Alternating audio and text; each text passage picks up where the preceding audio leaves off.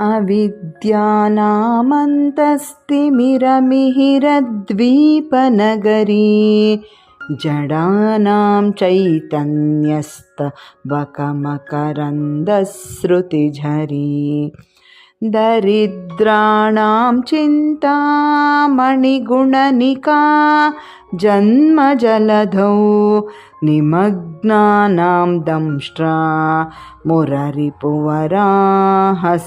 भवति. ಗುರುಭ್ಯೋ ನಮಃ. ಶಂಕರಾಚಾರ್ಯರಿಗೆ ನಮಸ್ಕಾರ. ಸೌಂದರ್ಯ ಲಹರಿಯ 3ನೇ ಶ್ಲೋಕದ ಅರ್ಥ. ಹೇ ಜಗನ್ಮಾತೆ, ನಿನ್ನ ಪಾದ ಧೂಳಿ ಕಣವು ಅವಿದ್ಯಾನಾಂ ಅಜ್ಞಾನಿಗಳ ಅಂತಸ್ತಿಮಿರ ಮಿಹಿರ ದ್ವೀಪ ನಗರಿ, ಅಂತರಂಗದಲ್ಲಿರುವ ಅಜ್ಞಾನ ಎಂಬ ಅಂಧಕಾರಕ್ಕೆ ಸೂರ್ಯ ದ್ವೀಪದಂತಿದೆ. ಜಡಾನಾಂ ಮಂದಮತಿಗಳಿಗೆ ಚೈತನ್ಯ ಸ್ತಬಕ ಮಕರಂದ ಸ್ಮೃತಿಜರಿ, ಚೈತನ್ಯ ಎಂಬ ಕುಸುಮ ಗುಚ್ಛದಿಂದ ಸುರಿಯುತ್ತಿರುವ ಮಕರಂದದಂತಿದೆ. ದರಿದ್ರಾಣಾಂ ದರಿದ್ರರಿಗೆ ಚಿಂತಾಮಣಿ ಗುಣನಿಕಾ ಜನ್ಮ ಜಲದೌ, ಚಿಂತಾಮಣಿಗಳ ರಾಶಿಯಂತಿದೆ.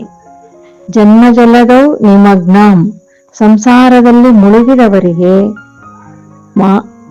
ಮುರರಿಪು ವರಾಹಸ್ಯ ರಾಕ್ಷಸ ವೈರಿಯಾದ ವಿಷ್ಣುವಿನ ವರಾಹ ರೂಪದ ಕೋರೆ ದವಡೆಯಂತಿದೆ. ಭೂಮಿ ಮುಳುಗಿದಾಗ ತನ್ನ ಕೋರೆ ದವಡೆಗಳಿಂದ ಮಹಾವಿಷ್ಣು ಮೇಲೆತ್ತಿದ್ದಾನೆ ಅನ್ನೋದು ಪುರಾಣದಲ್ಲಿ ಇದೆ. ತಾತ್ಪರ್ಯ: ಹೇ ಭಗವತಿ, ನಿನ್ನ ಪಾದ ಧೂಳಿನ ಮಹಿಮೆ ಹೇಗೆಂದು ವರ್ಣಿಸಲಿ ಅಲ್ವಾ? ಆ ಪಾದ ಧೂಳನ್ನ ವರ್ಣಿಸಕ್ಕಾಗಲ್ಲ, ಅಷ್ಟು ಅಗಾಧವಾದ ಒಂದು ಶಕ್ತಿ ಆ ಪಾದ ಧೂಳಿಗೆ ಇದೆ. ನಿನ್ನ ಪಾದದ ಧೂಳಿನ ಕಣ ಅಜ್ಞಾನಿಗಳ ಅಂತರಂಗದ ಅಜ್ಞಾನ ಅನ್ನೋ ಕತ್ತಲನ್ನ ದೂರ ಮಾಡಿ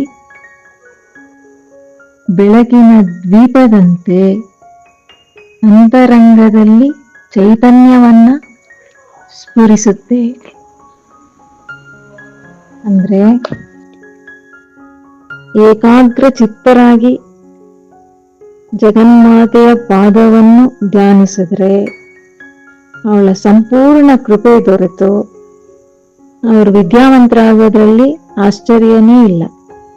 ಅವಳ ಪಾದದ ಕಣಗಳಿಗೆ ಅಷ್ಟು ಶಕ್ತಿ ಇದೆ ಅಂದ್ರೆ ಅವಳ ಪಾದನ ನಂಬಿಕೊಂಡಿದ್ರೆ, ಅನವರತ ಏಕಾಗ್ರತೆಯಿಂದ ಒಂದೇ ಮನಸ್ಸಿನಿಂದ ಸಕಾರಾತ್ಮಕವಾಗಿ ಅವಳ ಪಾದನ ನಂಬಿದ್ರೆ ಖಂಡಿತ ವಿದ್ಯಾವಂತರಾಗೋದ್ರಲ್ಲಿ ಯಾವ ಸಂಶಯನೂ ಇಲ್ಲ. ಆ ಬೀಜಾಕ್ಷರ ಯಾವುದಿದೆಯೋ ಅದನ್ನ ಮನಸ್ಸಿನಲ್ಲೇ ಇಟ್ಕೊಂಡು, ಆಮೇಲೆ ಯಾವ ಯಂತ್ರನ ಅದ್ರಲ್ಲಿ ಕೊಟ್ಟಿದ್ದಾರೆ ಅದನ್ನ ಮನಸ್ಸಿನಲ್ಲಿ ಇಟ್ಕೊಂಡು ಈ ಶ್ಲೋಕನ ಮನಸ್ಸಿಗೆ ಎಷ್ಟು ಸಲ ಜಪ ಮಾಡ್ಬೇಕು ಅನ್ಸುತ್ತೋ ಅಷ್ಟು ಸಲ ಮಾಡಿದ್ರೆ ಖಂಡಿತ ಅವರು ವಿದ್ಯಾವಂತರಾಗೋದ್ರಲ್ಲಿ ಯಾವ ಆಶ್ಚರ್ಯನೂ ಇಲ್ಲ. ಈ ಶ್ಲೋಕನ ಹೇಳೋದ್ರಿಂದ ಸಿದ್ಧಿ ಆಗೇ ಆಗತ್ತೆ ಅಂತ ಭಗವತ್ಪಾದರು ಹೇಳಿದ್ದಾರೆ. ಆಮೇಲೆ ಜಡತ್ವದ ಬಗ್ಗೆ ಹೇಳಿದ್ದಾರೆ. ಹೀಗೆ ಜಡರಿಗೆ, ಬುದ್ಧಿ ಇಲ್ಲದ ಜಡರಿಗೆ ಚೈತನ್ಯ ಎಂಬ ಕುಸುಮ ಗುಚ್ಛದಿಂದ ಸುರಿಯುವ ಮಕರಂದದಂತೆ. ಅಂದ್ರೆ ಮನುಷ್ಯನಲ್ಲಿ ಮಂದತ್ವ ಅಥವಾ ಜಡತ್ವ ಬರುತ್ತೆ ಅಂತಂದ್ರೆ ಅವನ ಲಿವರ್ ಅಲ್ಲಿ ಏನೋ ಪ್ರಾಬ್ಲಮ್ ಇದೆ ಅಂತ ನಮ್ಮ ಆರೋಗ್ಯ ಶಾಸ್ತ್ರ ಹೇಳುತ್ತೆ. ಸೈನ್ಸ್ ಇದನ್ನ ಒಪ್ಕೊಂಡಿದೆ. ಅದಕ್ಕೋಸ್ಕರ ಜಗನ್ಮಾತೆಯ ಪಾದಾರವಿಂದದಲ್ಲಿ ತಲೆಯನ್ನಿಟ್ಟು ಈ ಶ್ಲೋಕನ ಧ್ಯಾನ ಮಾಡಿದ್ರೆ ಅದನ್ನ ಸರಿ ಮಾಡ್ಕೊಳ್ಬಹುದೇನೋ. ಆ ತಾಯಿಯ ಪಾದದಲ್ಲಿ ಶ್ರದ್ಧೆ ಮತ್ತೆ ಭಕ್ತಿ ಎರಡೂ ಇಟ್ಟಿರ್ಬೇಕು, ಅವಾಗ ಏನ್ ಬೇಕಾದ್ರೂ ಸಾಧ್ಯ. ಆಮೇಲೆ ನೆಕ್ಸ್ಟ್ ಈ ಶ್ಲೋಕನ ಧ್ಯಾನ ಮಾಡಿದ್ರೆ ಜಡತ್ವದಲ್ಲಿರೋ ಮನುಷ್ಯನು ಕಾರ್ಯ ಪ್ರವೃತ್ತನಾಗೋದ್ರಲ್ಲಿ ಯಾವ ಸಂಶಯನೂ ಇಲ್ಲ. ಜಗನ್ಮಾತೆನ ಯಾವಾಗ್ಲೂ ಸ್ಮರಣೆ ಮಾಡ್ತಾ ಇದ್ರೆ, ಜಗನ್ಮಾತೆಯ ಪಾದಾರವಿಂದದಲ್ಲೇ ತಲೆ ನೆಟ್ಟಿದ್ರೆ, ಅಮ್ಮ ಅಂತ ಅವಳನ್ನ ಕೂಗ್ತಾ ಇದ್ರೆ, ಅವಳಿರೋದು ಯಾವ ಜಾಗ? ಚಿಂತಾಮಣಿ ಗೃಹದಲ್ಲಿದ್ದಾಳೆ. ಚಿಂತಾಮಣಿ ಗೃಹನೇ ಅವಳದ್ದು. ಚಿಂತಾಮಣಿದು ಉಪಯೋಗ ಏನು ಅಂದ್ರೆ, ನಾವು ಏನು ಕೇಳ್ಕೋತಿರೋ ಅದೆಲ್ಲಾ ಬಯಕೆಗಳನ್ನ ತೀರಿಸುವಂತ ಮಣಿ ಅದು. ಆ ಮಣಿ ಫುಲ್ಲು ಇರೋವಂತಹ ಜಾಗನೇ ಅಮ್ಮನವರಿರುವಂತಹ ಚಿಂತಾಮಣಿ ಗೃಹ. ಅವಳ ಪಾದದಲ್ಲೇ ತಲೆ ಇಟ್ಟು ಅವಳನ್ನು ಯಾವಾಗಲೂ ಬೇಡ್ತಾ ಇದ್ರೆ ಖಂಡಿತ ಅವರ ಮನಸ್ಸಿನಲ್ಲಿ ಸಕಾರಾತ್ಮಕ ಭಾವನೆಗಳು ಉಂಟಾಗಿ ಹೃತ್ಪೂರ್ವಕವಾಗಿ ಸಕಾರಾತ್ಮಕವಾಗಿ ಕರುಣೆಗೆ ಪಾತ್ರರಾಗಿ ಅಸಾಧ್ಯವಾಗದೇ ಇರೋದನ್ನು ಸಾಧಿಸೋದಕ್ಕೆ ಸಾಧ್ಯ.